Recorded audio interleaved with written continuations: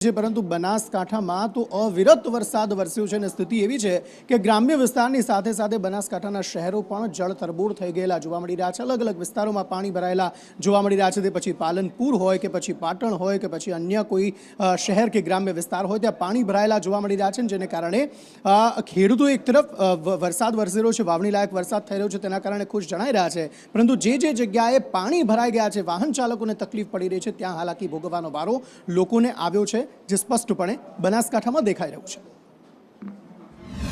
આ ગામમાં બાઈવાડામાં પાણી ભરાય છે।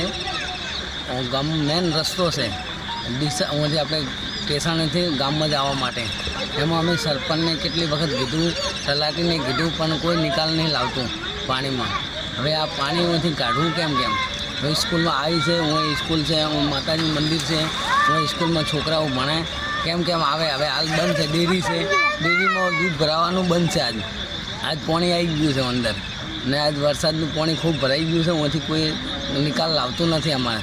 ગામમાં પાણી આવે છે, આને સ્કૂલ છે, આને મંદિર છે, તે મહેરબાની કરીને પાણીનો નિકાલ કરો કોક। શું નામ તમારું? પ્રતાપભાઈ તળસાભાઈ। કેટલા સમયથી આ પાણી ભરાય? આ પાણી ભરાય છે, વર્ષો વર્ષ આવું જ રહે। દર ચોમાસે આજ તકલીફ પડે? હા। અને આ બાબતે તમે રજૂઆતો કોઈ કરી છે? રજૂઆત ફેર કરી જ દે, નથી કરી એમને। તો શું કહેવા માંગે છે? તો પણ કોઈ નિકાલ જ નથી આવતા। મારી સત્ય હકીકત એવી છે કે ગામે રેલવે ઓવર બનાવવામાં આવ્યા છે, એમાં મોટો ભ્રષ્ટાચાર થયેલો નજરો નજર દેખાય છે। એમાં જે રેલ બ્રિજની પશ્ચિમના ભાગે પશુ દવાખાના સામે જે બ્રિજની જે પ્લેટો લાગી છે સિમેન્ટની, એ બિલકુલ ડોમિસ પ્લેટો લગાવી છે। આજે એમાંથી તૂટી ભોય પડી રહી છે અને આજે રિપેરિંગ કરેલું સામે દેખાય છે। આ બાબતે વારંવાર દિલ્હી કલેક્ટર, દરેક જવાબદાર અધિકારીઓ, ઓથોરિટીને રજૂઆતો લેખિતમાં કરેલી છે કે હાઈકોર્ટથી કોઈ આ પ્રશ્ન ચાલે છે, પણ આ અધિકારીઓ બધા ફૂટી ગયેલા છે।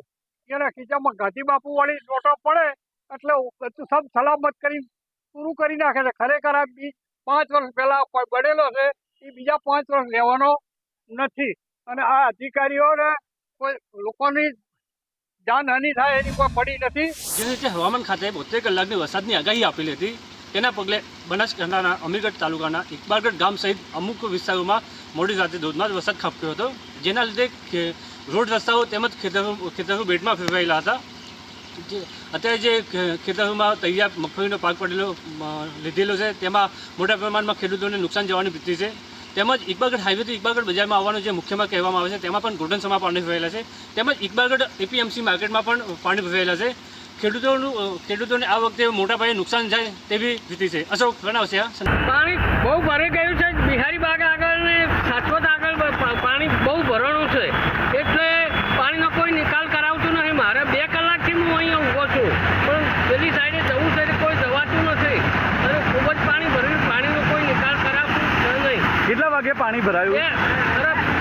2 વાગ્યાથી વરસાદ ચાલુ થયો હતો, 2 વાગ્યાથી વરસાદ ચાલુ થયો છે, તે અત્યાર સુધી ચાલુ વરસાદ હતો। કેટલા પાણી ભરાયા? કમર સુધી પાણી ભરાઈ ગયું છે। બનાસકાંઠા જિલ્લામાં મોડી રાતથી મેઘો મુસળધાર બન્યો છે। જિલ્લા મથક પાલનપુરમાં 5 ઇંચ જેટલો વરસાદ છે તે ખાબકી ગયો છે, અને 5 ઇંચ જેટલા વરસાદે પાલનપુરને તો પાણી કર્યું છે, પરંતુ પાલનપુરથી પસાર થતો આબુથી અમદાવાદ તરફનો નેશનલ હાઈવે છે, તે નેશનલ હાઈવે પર કેડસમાં પાણી ભરાયા છે, અને તેને જ કારણે આ હાઈવે પરથી પસાર થતા વાહન ચાલકો છે તે ભારે મુશ્કેલીનો સામનો કરી રહ્યા છે। આપ દ્રશ્યોમાં જોઈ રહ્યા છો જે પ્રકારે 5 ઇંચ જેટલો વરસાદ થયો છે।